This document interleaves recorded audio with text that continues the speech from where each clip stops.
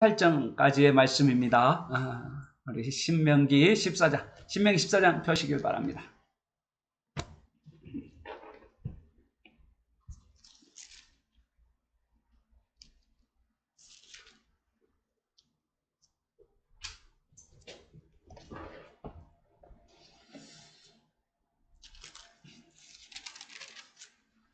제 성경으로 구약 284페이지에 있는 신명기 14장 말씀입니다.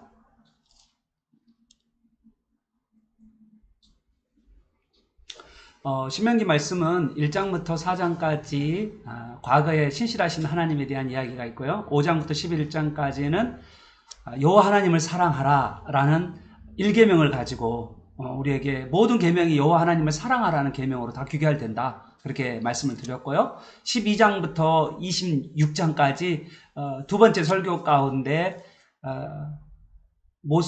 모세가 이스라엘 백성들의 십계명에 대해서 좀 더 세부적으로 설명하고 있는 모습입니다. 십계명을 두 가지를 말할 수 있죠. 하나님의 사랑과 이웃사랑. 그래서 오늘도 계속해서 하나님 사랑과 이웃사랑, 그리고 하나님께서 어떻게 이 가나안 땅 안에 들어가서 하나님의 백성들이 어떻게 살아갈 것인가에 대한 이야기를 우리에게 나눠주고 있습니다. 14장입니다.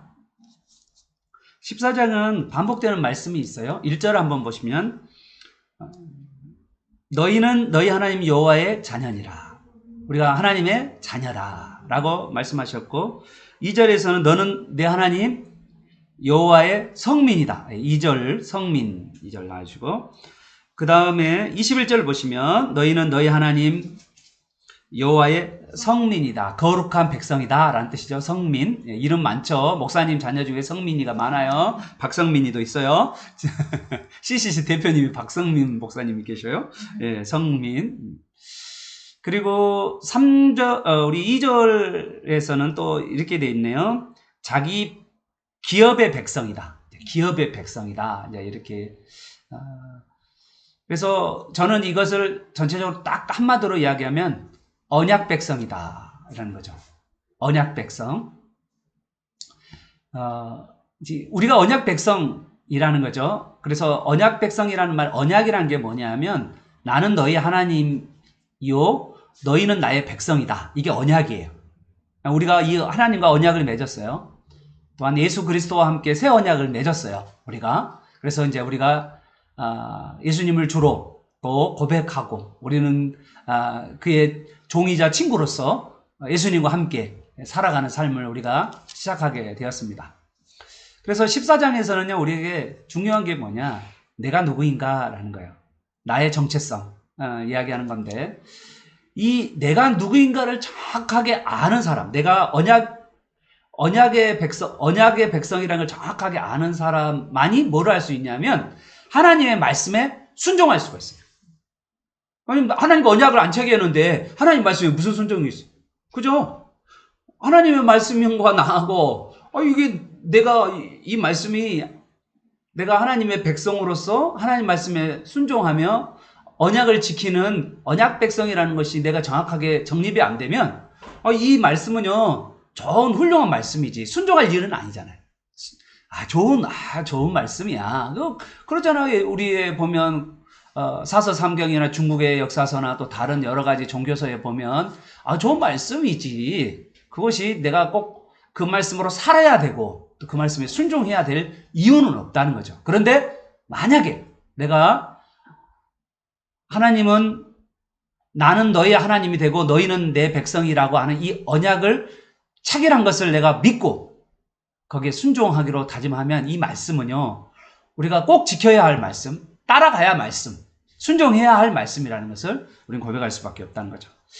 자, 우리가 성민으로서의 정체성을 내가 지키기 위해서 오늘 해야 될 게 이제 나옵니다. 1절부터 21절까지가 먹을 것과 먹지 말아야 될 것에 대한 말씀이에요. 이게 레위기 10장에 나와 있는 말씀인데요. 레위기 10장 우리가 지난주에 암송했던 거죠. 암송 구절 중에 하나인데 거룩한 것과 속된 것, 그리고 정한 것과 부정한 것을 분별하라. 이게 우리가 지난주 우리 설교했잖아요. 그래서 분별하도록 하는 거예요. 그러니까 우리가 택한 백성이고 하나님의 자녀이면 분별이 있어야 돼. 분별 못하면 어떻게 하냐면 그냥 더러운 것으로 우리가 이야기하면 그냥 오물 쓰고 다니는 거예요. 그래서 하나님께서 우리에게 거룩한 하나님의 백성이기를 원하시는, 그래서 먹는 것과 먹지 말아야 할 것을 구별하시는 그 하나님의 모습이 있고요. 22절에서 29절은 성민 거룩한 백성이고 하나님의 언약의 백성인 우리는 23절에 보니까 여호와 경외하기를 배우는 것과 24절 이하의 11조의 각종 헌물들을 예배하는 가운데 하나님께 드리라 라고 하는 그 말씀을 하는 거예요. 이거는요, 성민, 하나님의 백성이니까 하는 거지. 이게 하나님의 백성이 아닌 사람이 헌금할 이유가 없어요. 그리고 하나님 예배할 필요가 없죠. 그죠? 하나님 백성 아닌데 어떻게 예배를 하겠습니까? 하나님을 알아서 예배를 하는 거지. 예배에 합당한 드리기 위해서는 하나님이 누구인가를 알아야만 예배에 합당한 예배를 드릴 수가 있는 거죠. 그냥 좋은 이야기하는 옆집 아저씨가 아니라는 거예요, 하나님이. 그래서 우리 1절에서 12절, 1절에서 21절에 먹을 것은 먹지 말은 건데, 특히 1절 한번 보십시오. 1절에 이방인의 미신 풍속을 쫓지 말라라고 하면서 죽은 자를 위해 몸을 베지 말라. 옛날엔 그랬나 봐요. 어떤 사람이 죽으면 애통해하는 마음으로 몸을 이렇게 칼로 베는 그런 일들이 있었나 봐요. 그리고 또 눈썹 사이를, 또 이마 사이를 털을 미는, 예, 참 털이 많았나 봐, 미들게. 그런데 이건 뭐를 의미하냐면요, 미신적 풍속이라는 거죠. 네네. 그래서 문신 같은 것도 있고 그런 것들을 하면서 이런 그 미신적인 풍속들을 하는 것을 금하시는 하나님의 모습을 보게 됩니다. 4절부터는요, 먹는 짐승과 먹지 못할 짐승을 나오는데요. 자, 먹는 짐승이 어떤 짐승인지 6절을 보십시오. 6절에 보니까 굽이 갈라져서 쪽발이? 쪽발이 좀 이상한데, 쪽발도 되고, 대세김하는, 새김질 있잖아요. 대세김하는 그런 것들은 너희가 먹을 것이다 라는 거죠. 자, 한번 제가 질문을, 이제 퀴즈를 내겠습니다. 먹을 수 있는 거. 자, 우리 한번 뭐를 먹을 수 있을까요? 노루 먹을 수 있을까요, 없을까요? 노루 또는 사슴, 사냥 먹을 수 있을까요, 없을까요? 5절 보니까 먹을 수 있어요, 없어요? 사슴, 노루 먹을 수 있어요, 없어요? 5절 먹을 수 있죠? 네, 먹을 수 있고. 돼지는 먹을 수 없죠. 대세김질 안 되잖아요. 그러죠? 그리고 개는 어떨까요? 개 먹을 수 있을까요? 개 맛있는데, 복날에 우리가 개는 먹을 수 있을까요, 없을까요? 개도 못 먹어요. 대세김질 못 하니까. 아셨죠? 낙타는 먹을 수 있을까요, 없을까요? 낙타. 여기 7절 보니까, 여기는 대세김질은 하나 굽이 갈라지지 않은 것이 낙타다. 아셨죠? 낙타 이렇게 구두잖아요, 구두. 툭. 기억나시죠? 소는 먹을 수 있을까요, 없을까요? 소를 먹어야죠. 소 맛있죠. 사냥 먹을 수 있을까요, 없을까요? 먹어야죠. 맛있어요. 양 먹으면 맛있습니다. 이렇게 하나님께서 먹는 것과 먹지 마는 걸 구별하는데, 먹는 것은 어떤 것이다? 대세김질하고 쪽발이. 이유는 뭐냐면, 이거는 신앙과 관련되어 있거든. 여러 이야기가 있어요. 이유는 뭐냐면, 대세김질은 말씀을 묵상한다는 말이고, 갈라진다는 말은 순종한다는 뜻이에요. 순종하고 말씀을 대세김질하는, 말씀을 묵상한 사람이 바로 거룩한 백성이다라는 것을 가르쳐 주는 것이다 라고 이렇게 말할 수가 있습니다. 네? 예, 지금은 돼지, 먹어야죠. 예, 돼지 먹을 때 어떻게 먹으면 되죠? 예, 말씀과 기도로, 예, 우리가 기도하면서 드시면 됩니다. 네, 좋죠. 개도 먹어도 됩니다. 예, 맛있게 드시옵소서, 말씀과 기도로. 똥개만 드셔요. 애완견 드시면 안 됩니다. 아셨죠? 애완견 들으면 안 되죠. 자, 우리 이제 어류. 9절부터가 나온 게 물속에 있는 어류에 대한 이야기가 나옵니다. 어류도 먹을 것과 먹지 말을 것이 있는데, 어류는 어떤 것을 먹을 수 있죠? 지느러미가 있고, 그 다음에 비늘이 있어야 돼요. 네, 지느러미와 비늘. 자, 보이시죠? 고등어 먹을 수 있을까요, 없을까요? 고등어. 왜 먹을 수 있어요? 고등어는 비늘이 있나요, 없나요? 고등어 먹을 수 있어요, 없어요? 예, 없는 것 같은데요? 없잖아요, 비늘이. 예. 붕어는 먹을 수 있을까요, 없을까요? 붕어. 예, 예, 베스라고 하는 거 있잖아요. 갈릴리 호수 가면 베드로 고기라고 하는 고기를 먹어요. 갈릴리 호수에 가면. 예, 그래서 맛없어요. 소금 가지고 가야 되고. 나는 영어 못해가지고요. 소금 달란 말도 못했어요. 그래서 영어 잘하는 사람은 같이 가야 돼요. 그래서, 예, 먹어도 돼요. 메기 먹어도 될까요? 안 될까요? 메기. 예, 안 돼요. 맥은 미끌이죠?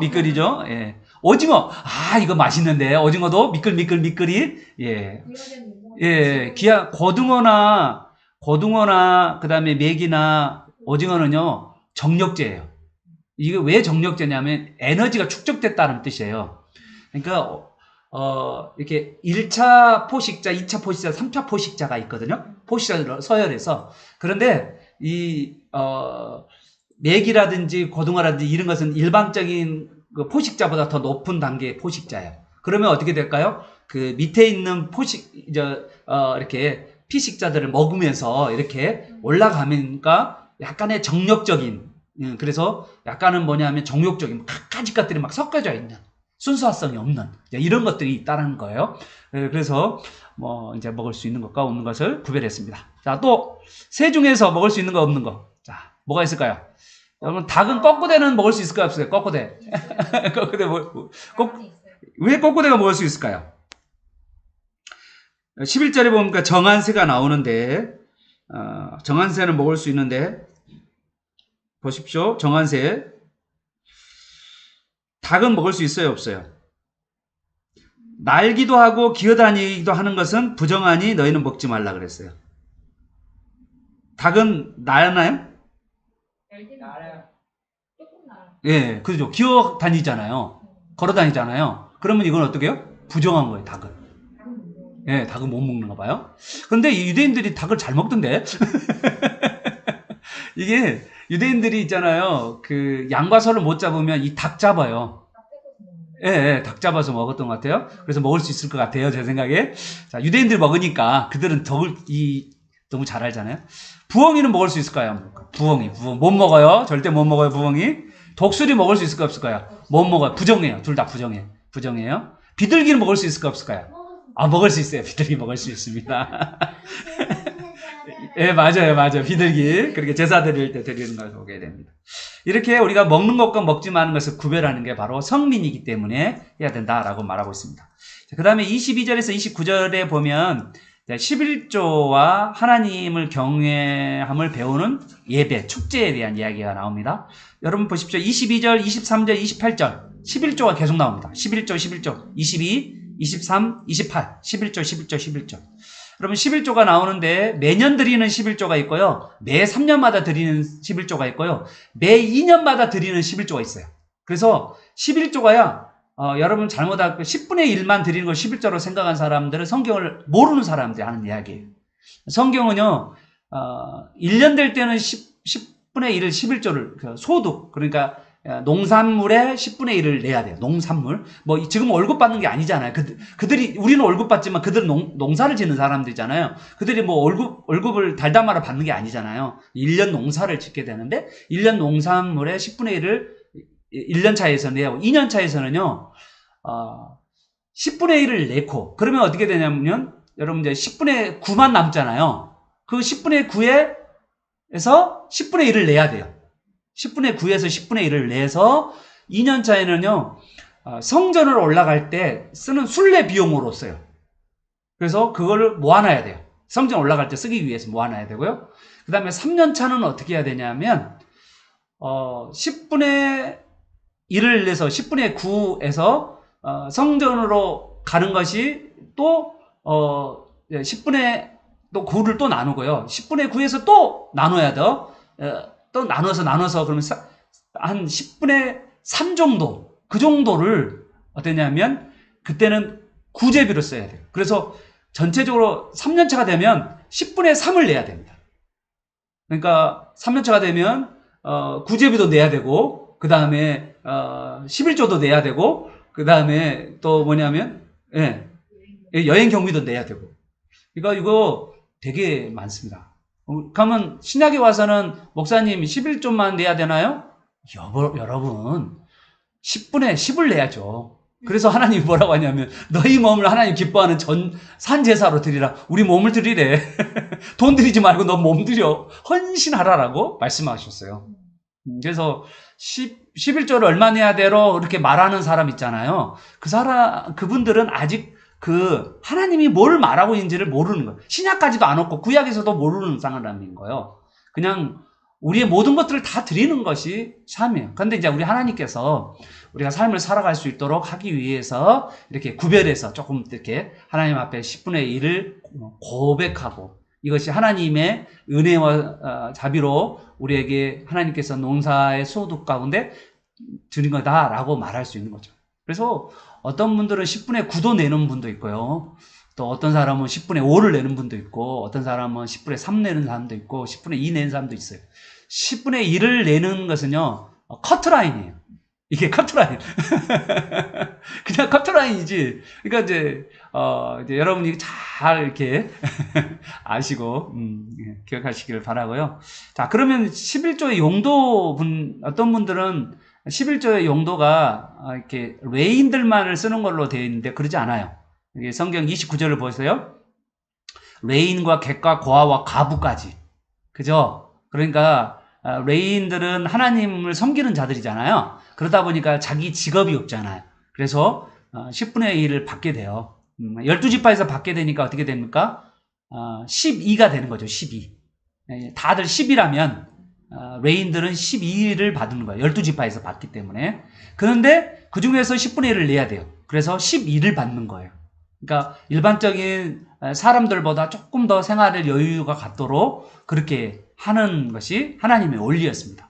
여러분, 이 레인들과 성전과 이 성막이 가지고 있는 의미가 뭐냐면 하나님이 그들 가운데 함께 하심을 드러내는 그런 도구이죠.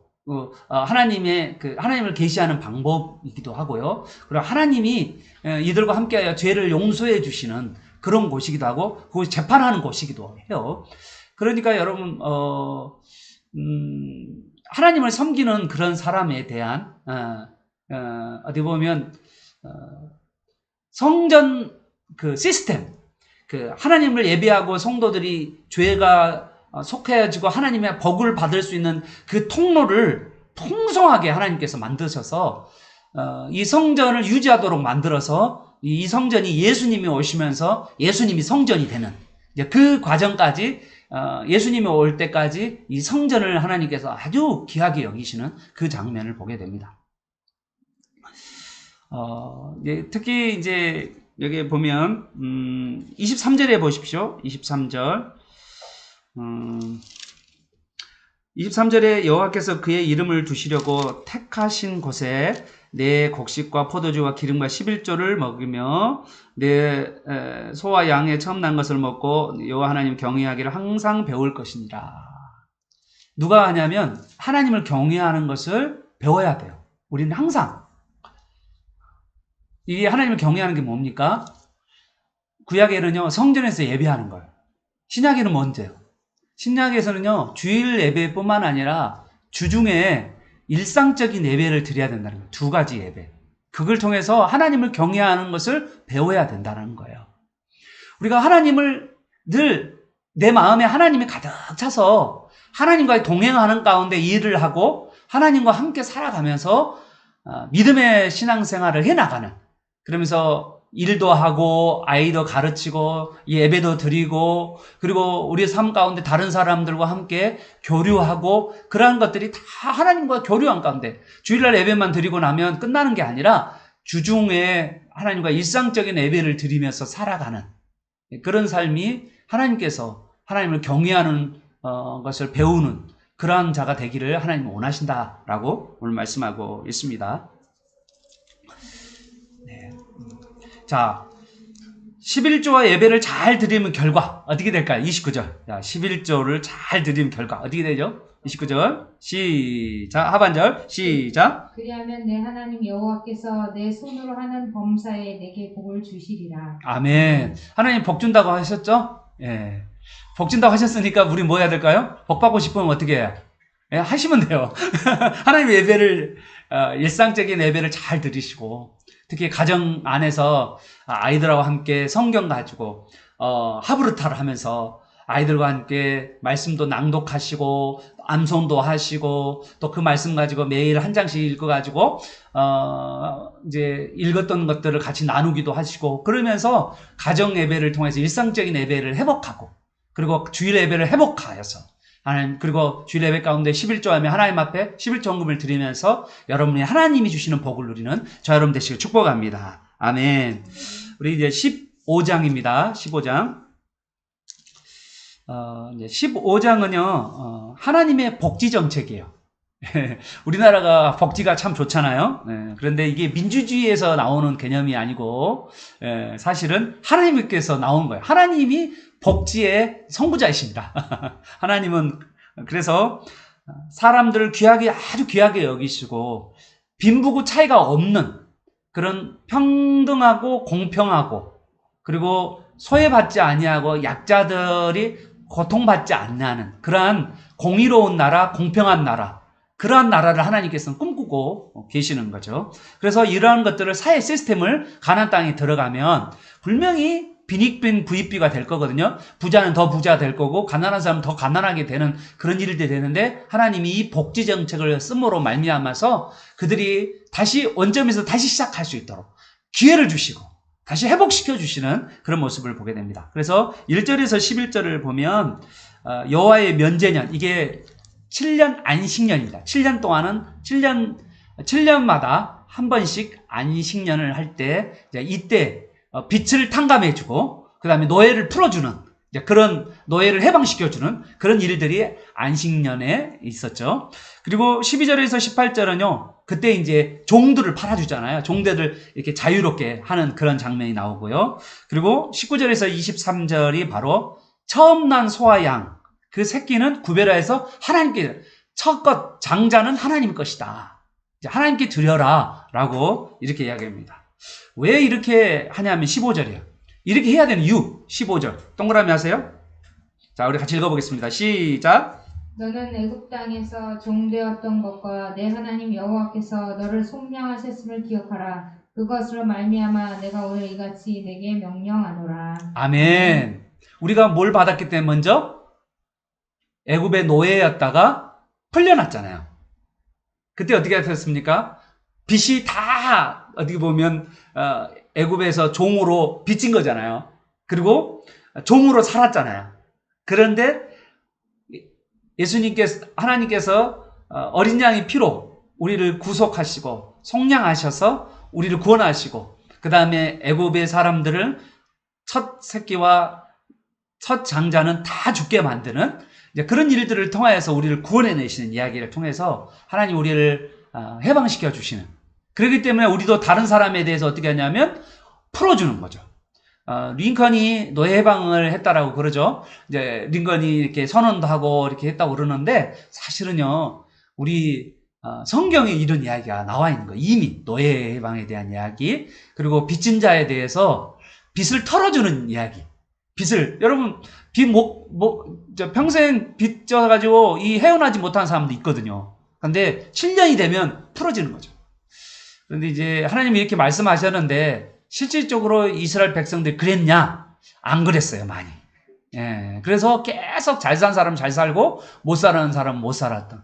그런데 그들이 그렇게 살다 보니까 나중에는 바벨론 포로로 끌려가게 되는 말씀을 어김으로 한 거죠. 그런데 오늘 하나님께서요, 놀랍게 이야기하는 게 뭐냐면 오늘 15장에서 계속해서 빚진 자를 7년에 해방시켜주고 빚을 탕감시켜주고 종들을 해방시켜주고 그리고 이 첫 열매를 그리고 첫 새끼를 하나님 앞에 드리면 하나님이 어김없이 이 세 가지에 대해서 다 복을 준다고 약속해요. 이게 오늘 포인트예요. 어떻게 보면 복지정책, 구제정책을 열심히 하는 사람들에게 하나님께서 복을 주겠다는 거예요. 여러분 어떤 분들은 특히 뭐 원불교에서나 뭐 다른 이단에서도 가난한 사람들 돕는 일들 많이 하거든요. 해요. 하는데 그런데 그들의 의도는 다르잖아요. 우리는 어때요? 구원받은 백성으로서 내가 이제는 구원을 받았기에 빚진 사람은 빚에 대해서 내가 탕감해주고, 그리고 노예됐던 사람들은 해방시켜주고, 이런 일들을 함으로 말미암아서 좀 사람들이 하나님이 나를 구원하셨다라는 것을 드러내는 그런 것들이 바로 뭐냐면 이 제도라라는 걸 여러분 꼭 기억하시길 바랍니다. 5절 한번 보십시오. 5절에 뭐라고 이야기하는지 읽어보도록 하겠습니다. 시작.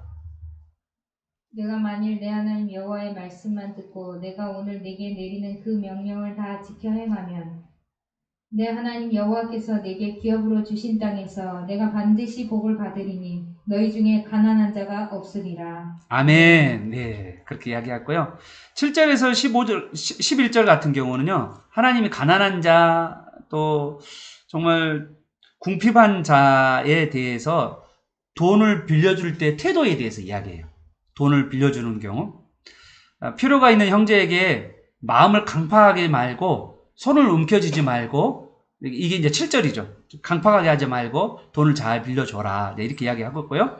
그 다음에 적극적으로는요, 손을 펴서 요구하는 대로 쓸 것을 넉넉하게 구워줘라. 라고 이야기했죠. 그러면서 8절에 그렇게 이야기되어 있고요. 10절에서는 반드시 구제하고 아끼는 마음을 품지 말라. 구제를 잘하라. 그렇게 이야기를 하면서, 그러면서 10절 하반절에 보면 뭐라고 나옵니까? 10절 하반절 시작. 이로 말미암아 내 하나님 여호와께서 내가 하는 모든 일과 내 손이 닿는 모든 일에 내게 복을 주시리라. 아멘. 예, 그렇죠. 노예도 마찬가지입니다. 12절에서 18절에 노예도 18절에 보십시오. 이렇게 노예했던 사람을 자유롭게 하면 18절 하반절 시작. 그리하면 내 하나님 여호와께서 내 범사에 내게 복을 주시리라. 아멘. 네. 근데 여기에 종 중에 하나, 이상한 종이 하나 나와요. 여기 보면 이게 종이 그 주인의 집을 너무 사랑해. 그리고 주인을 너무 사랑해. 그래가지고 아니 풀려나가야 되는데 7년에 한 번씩 풀려야 하잖아요. 그래서 해방돼야 되는데 나는 이 주인에게 살겠습니다. 또 이런 경우 있어요. 이제 주인이 노예나 종이었을 때 주인이 결혼을 시켜주는 경우가 있어요. 이제 그런 경우에 어떠냐면 나는 자유자가 될 수 있는데 거기도 노예잖아요. 그러면 노예가 되는 경우에 그 부인 때문에 그리고 자녀 때문에 내가 종으로 살겠다라고 하는 경우도 있어요.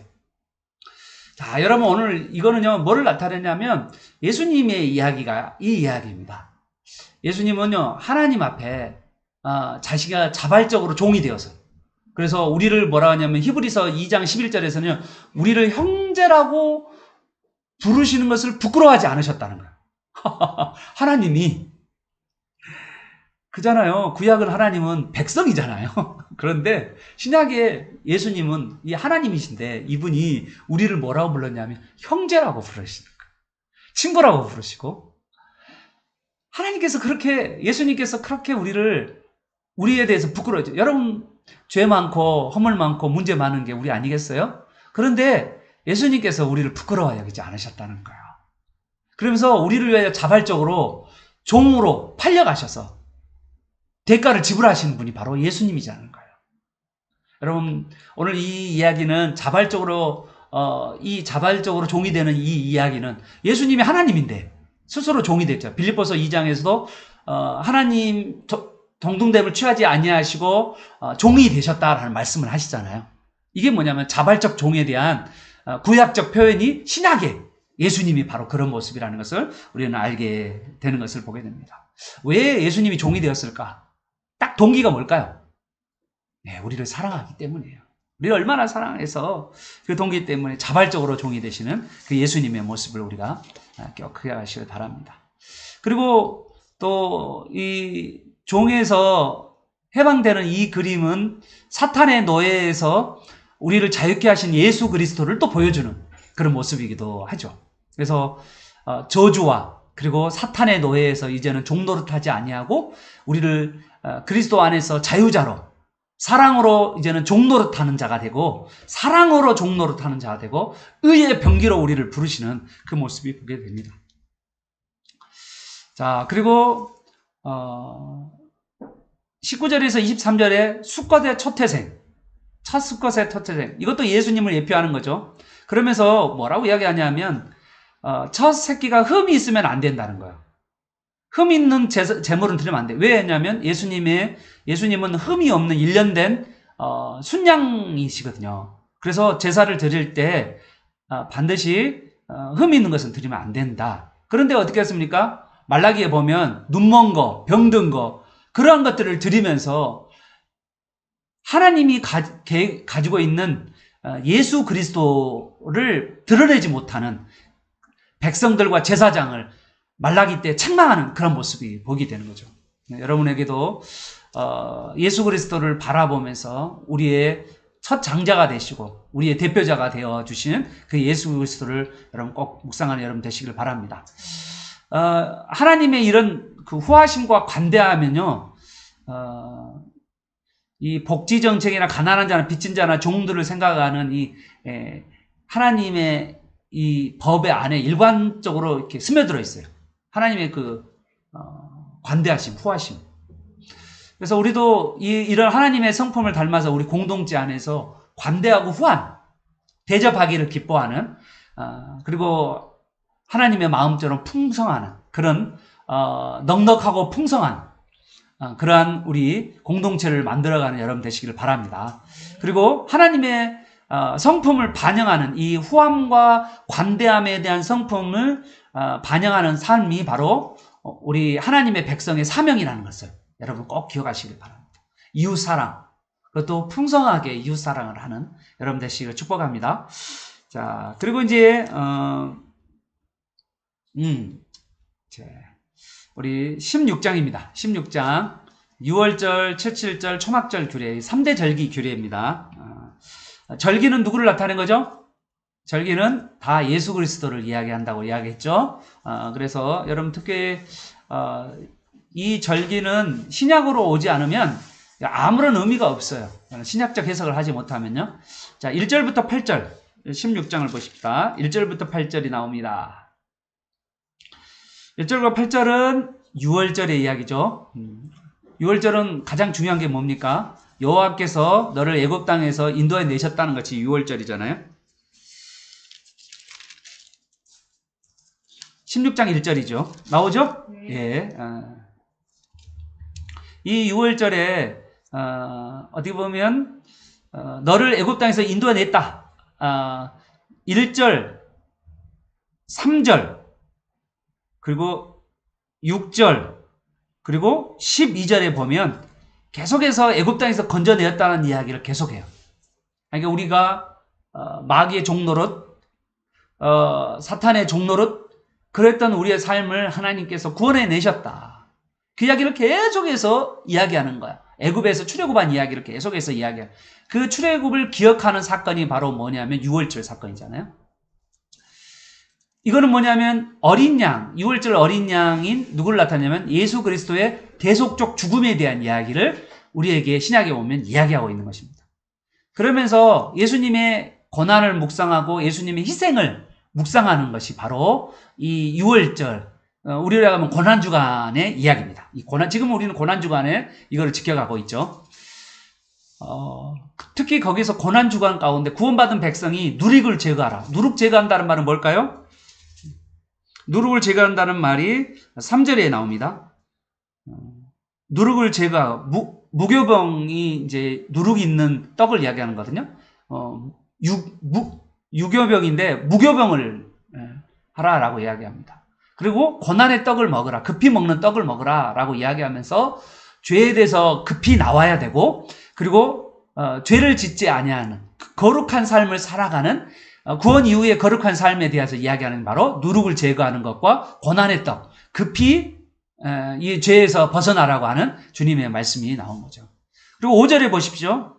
5절에 6월절은요 다른 데서 제사를 드리면 안 되고 오직 여호와의 이름으로 두는 택한 곳, 이게 뭐냐면 중앙성소죠. 중앙성소에서 꼭 드려야 된다. 이 택한 곳이요 어떻게 되냐면 2절에도 나오고요.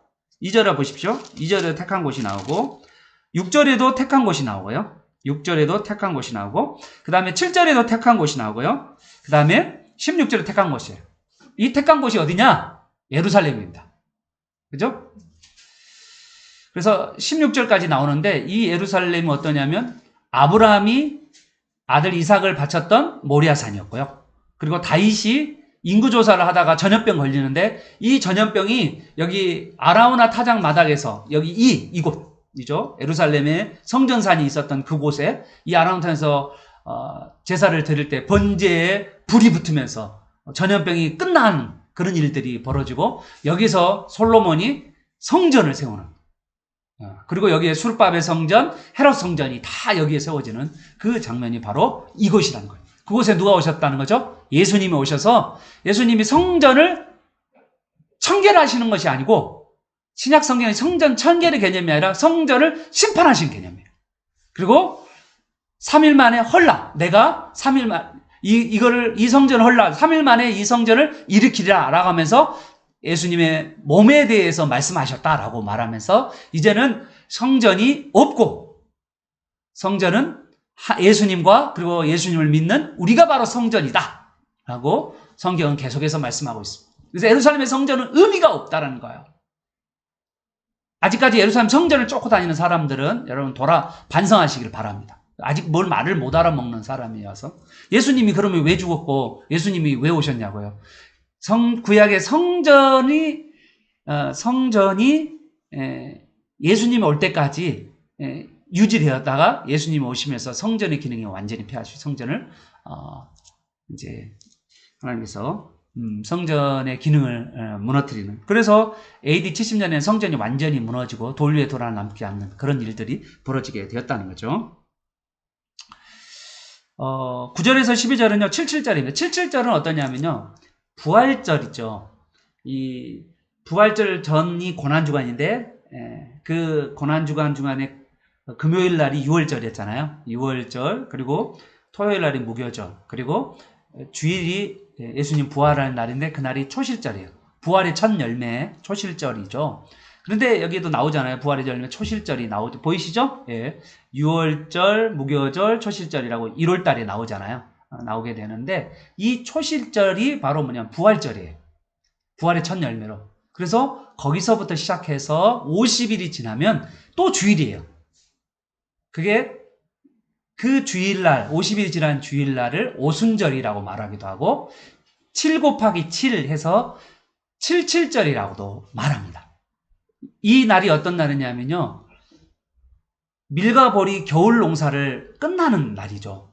밀과 보리 수확인 날인데 얼마나 기쁜 날이겠어요. 그래서 이 수확기가 되면 밀과 보리를 수확하는데 초시절부터 해서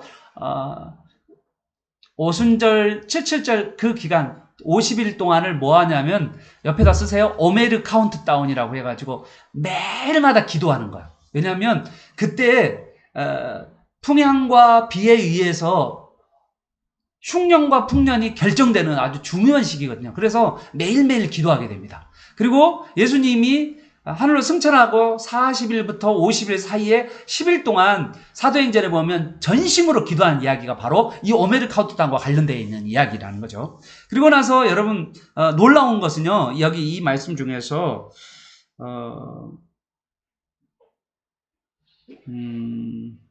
10절을 보십시오. 자, 10절에 보면 밑줄을 쫙 보세요. 6월절에는요 자원의 예물이 없어요. 왜냐하면 예수님 자체가 예물이기 때문에 없는데 그런데 여기 10절에 보면 77절은요 밀과 보리 수확을 다 마치고 힘을 헤아려 자원함으로 예물을 드리라 라고 이야기했어요.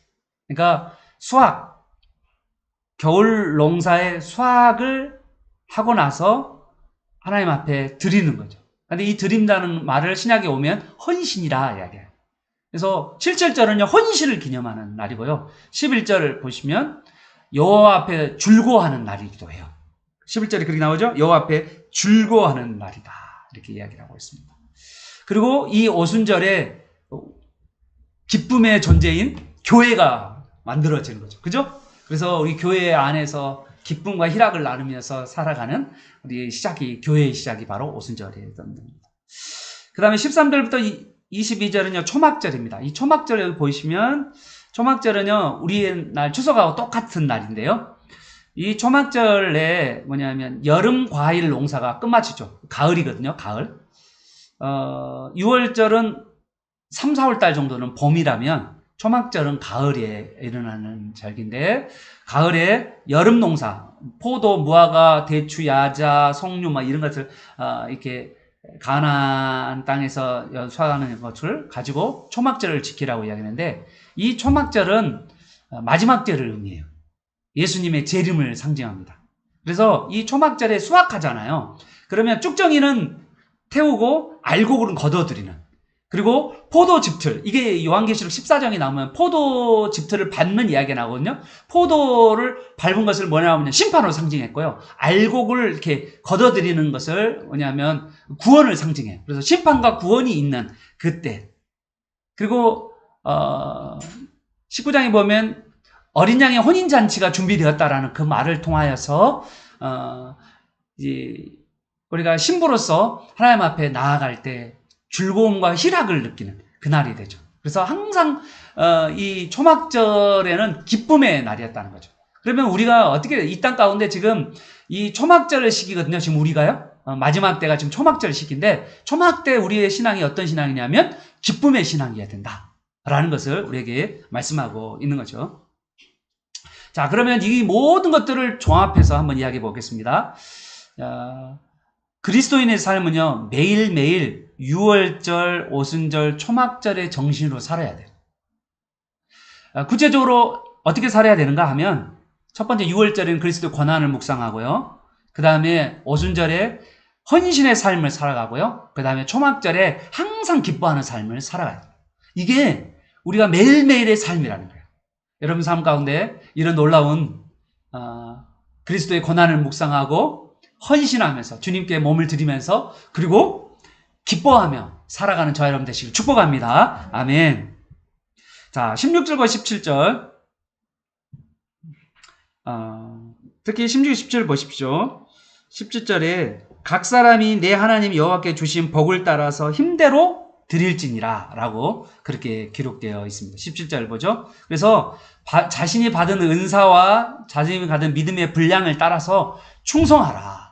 주님께 충성하라 라고 말씀하고 있습니다.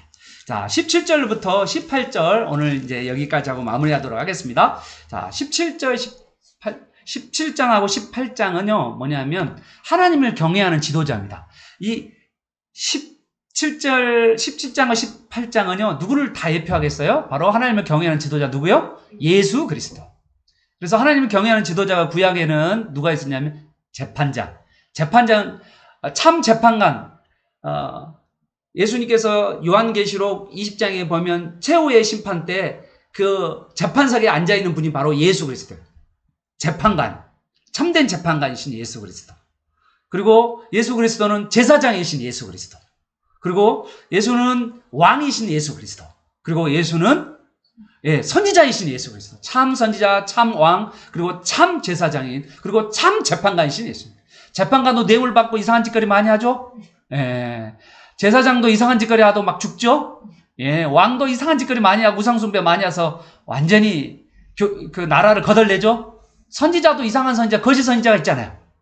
그런데 예수님은 바로 구약에 그 문제 많은 사람들 기름 부었지만, 하나님이 기름 부었지만, 여기 보시면 하나님께 기름 부음 받은 자를 뭐라고 하냐면 구약에는 메시아라고 불러요. 메시아는 왕, 제사장, 그리고 선지자가 기름 부음 받는 자인데 이 사람들은 다 메시아라고 불러요. 구약에. 그런데 신약에는 그거를 뭐냐면 그리스도라고 불려요. 그거를. 그리고 우리말로는 구원자. 기름 부음 받은 자인데 구원자라는 뜻이에요. 구원자라는 뜻이에요. 그래서 예수님은 그리스도다라고 말은 예수님 자체가 구원자라는 뜻이고 또 그리스도도 구원자라는 뜻이에요. 그래서 구원자. 예수 그리스도는 구원자라는 의미입니다. 정말 다 부족한 왕들인데 부족한 자들인데 우리 예수님만이 온전한 진정한 왕, 진정한 제사장, 진정한 선지자, 진정한 재판관. 그리고 영원한 왕, 영원한 재판관, 영원한 선지자, 영원한 제사장. 여러분 그거를 여러분 꼭 믿으시고, 이 구약의 모든 성경이 누구에 대한 이야기하는 이야기죠? 구약은 모두가 누구에 대해 이야기한 거예요? 나에 대해서 이야기한 것이라고 예수님이 말씀하셨어요. 나에 대해서 말씀. 그래서 여러분 예수 그리스도를 구약에서 꼭 만나는 여러분 되시길 축복합니다. 아멘.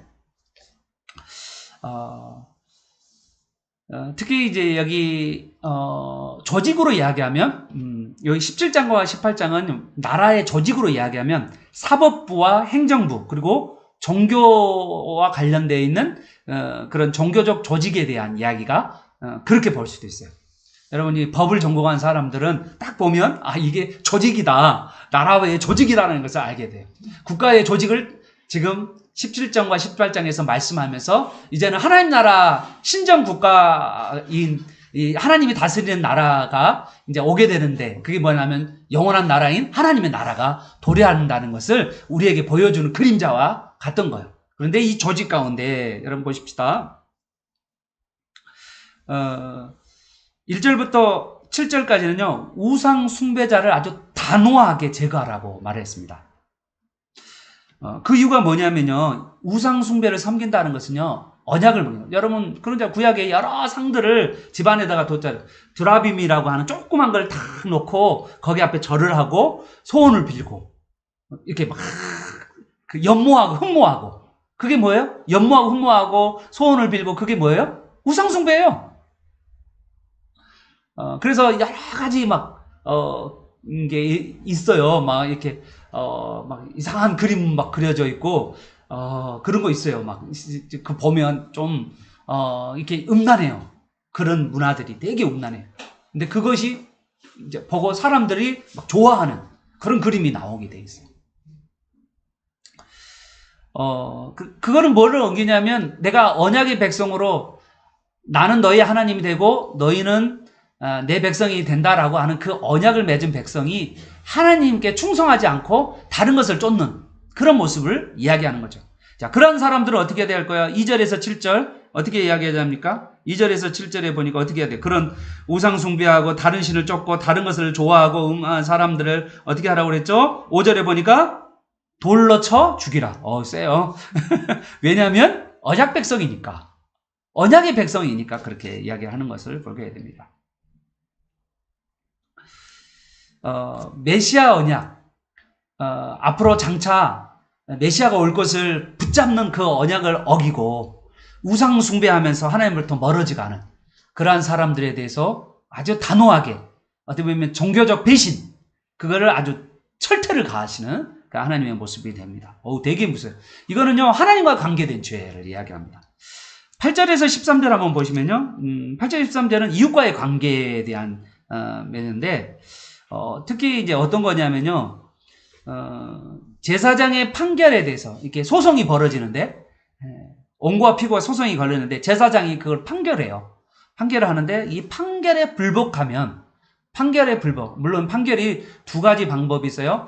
첫 번째는 우리 강병훈 집사님 말한 것처럼 이렇게 레인과 제사장들 가까운 사람들에게 물어보고 그게 해결이 안 되면 중앙성소에서 2심제가 벌어지는 거죠. 중앙성소에서 대제사장이 이걸 재판하는 그런 그림이 있거든요. 처음에는 모세가 했고요. 그 다음에는 대제사장이 이제 하는 장면이 나오게 되는데, 그래서 여러분 이 이야기가 어떻게 되냐면 중앙성소에서 재판이 벌어져요. 그러니까 중앙성소는요 성전이 있는 곳이기도 하고 재판소이기도 해요. 그런데 신약에 오면 어떻게 되냐면 예수님이 재판을 받게 되는데 어디서 받냐면 성전에서 재판을 받게 돼요. 그런데 왜 성전에 재판을 받냐? 이제 성전의 중앙성소에 대제사장과 여러 사람들이 70명이 사내들인 공회라는 것이 있는데 이게 성전 동쪽에 있거든요. 그 성전 동쪽 문 쪽에 이쪽에가 그 회의실이 있어요. 그래서 거기 사내들인 공회에서 회의를 하는데 예수님이 거기서 종교적 재판을 받고 사형을 언도받는 그 장면이 나와요. 그래서 중앙성소가 있고 그 다음에 일반적으로 또 지역의 지도자들이 있고 그래서 두 2심제로 형성되는데 중앙성소의 판결이 다 끝났는데 그거에서 번복을 한다 그러면 철퇴를 가라. 이게 무서운 이야기죠. 아주 단호하게. 왜 그럽니까? 하나님이 세운 대제사장과 제사장들에 대한 이 그 하나님의 뜻을 선포하는데 그것을 거부했기 때문에 그는 언약의 백성이 아니다. 그렇게 해서 제거하는 장면이 되고 있죠. 자, 그리고 14장부터 17장까지는요, 왕제도입니다. 아주 중요한 제도죠. 왕은요, 언약의 보호자로서 백성들을 돌보는, 지켜주는 사람들이 있죠. 여기에 왕의 제도에는요, 하나님이 왕이 생길 것을 생각하셨어요.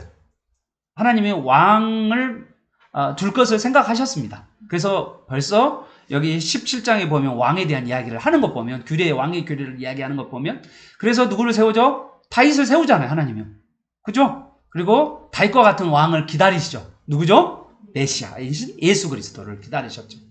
그래서 하나님 나라의 왕을 이야기하는 건데, 그러면 이 왕은 지금 오늘 여기 왕 제도에 나와 있는 이 모습은 누구의 모습이냐면 바로 예수님의 모습, 예수님의 모습. 여기서 예수님을 발견해야 돼요. 예수님이 어떻게 사셨는지 여러분 깊이 묵상하시면서 해야 되는데, 세 가지 정도 부정적 명령이고요. 근데 한 가지가 적극적 명령이에요. 세 가지 중에 첫 번째는 뭐냐면 말을 많이 두지 말라. 말은 뭐죠? 국방력이죠. 애굽의 말들을 유명했는데 그 애굽의 말들을 수입했죠. 누가요? 솔로몬이요. 그래서 어디에요? 아람 군대에 팔았죠. 그리고 나서 아람 군대가 강성해졌죠. 그리고 북쪽과 남쪽을 북이스라엘과 남이스라엘을 계속 공경하는 게 아람이에요. 정말 어디 보면 당대에는 잘 살았는데 후대는, 다음 세대는 쑥대밭을 내놓은 사람이 솔로몬이에요. 그런데 하나님께서는 이 말을 의지하지 말고 하나님을 신뢰하고 하나님의 주권과 도움을 구하라고 명령하고 있는 거죠. 그런 분이 누구예요? 하나님만을 신뢰한 분이 누구죠? 예수님. 그리고 아내를 두지 말라. 아내를 많이 두지 말라. 예수님은 아내를 두지 않았죠.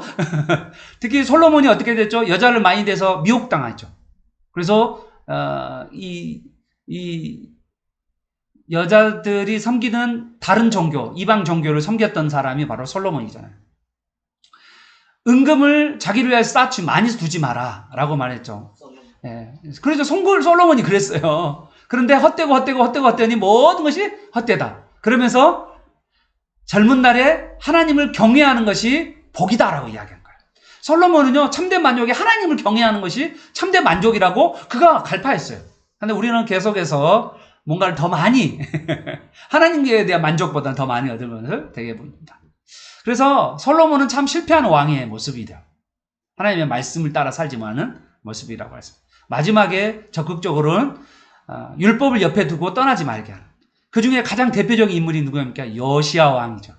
요시야 왕은 성전을 수리하다 율법서를 발견하고 율법서를 듣고 율법서의 말씀을 읽고는 그냥 통회하고 애통해하고 가슴을 찢으면서 말씀을 들으면서 정말 이 말씀으로 종교개혁을 일으켰던 사람, 이 바로 요시야 왕이에요. 그래서 하나님께서 너무 기뻐했던 왕이 요시야 왕입니다. 다윗 왕과 요시야 왕이죠. 자, 17장은 이제 제사장과 선지자에 대한 이야기입니다. 1절에서 18장이죠. 18장 하나님을 경외하는 지도자 중에 제사장 이야기가 나오고 선지자 이야기가 나옵니다. 1절에서 14절은요, 제사장과 레인에 대한 이야기죠. 여러분, 제사장과 레인들을 이렇게 대우하는 이유 알겠죠? 하나님의 이름으로 서서 5절에 보니까 하나님의 이름으로 서서 섬기기 때문에, 하나님을 섬기기 때문에, 하나님 앞에 신실하게 서 있기 때문에, 하나님의 임재 앞에서 시간을 보내고 하나님의 뜻을 구하는 자이기 때문에, 오늘로 이야기하면, 교회로 이야기하면 전임 사역자들, 전임 목회자들, 이러한 자들이라는 것을 우리가 유념해 볼 수가 있죠. 그리고 이제 9절에서 14절은 가나안 백성 안에 온갖 종류의 가증한 행위들을 본받지 말고 이조적 행위를 하지 마라. 이게 바로 9절에서 14절이죠.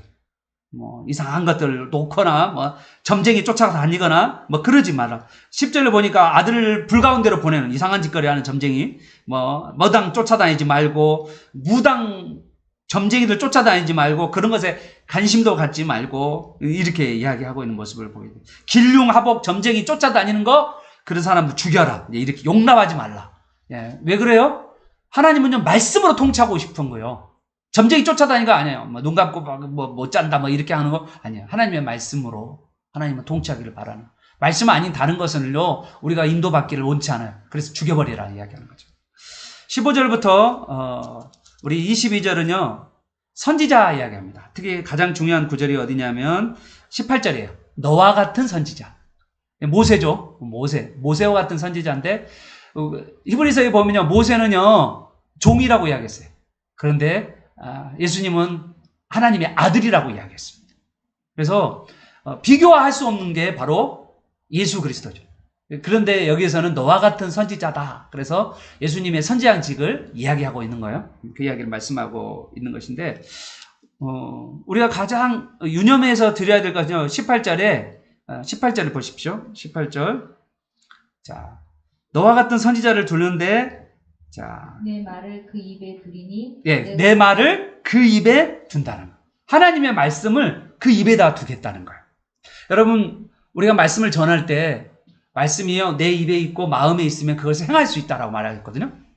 우리는 하나님의 말씀을 입에도 마음에 두어서 그 말씀을 가지고 다른 사람을 전할 수 있는 선지자 사역을 감당하는 저와 여러분 되시기를 바랍니다. 모세가 두 부류의 사람에 대해서 경고해요. 첫 번째는 19절입니다. 하나님 말씀에 순종하지 않은 사람들 어떻게 하라고요?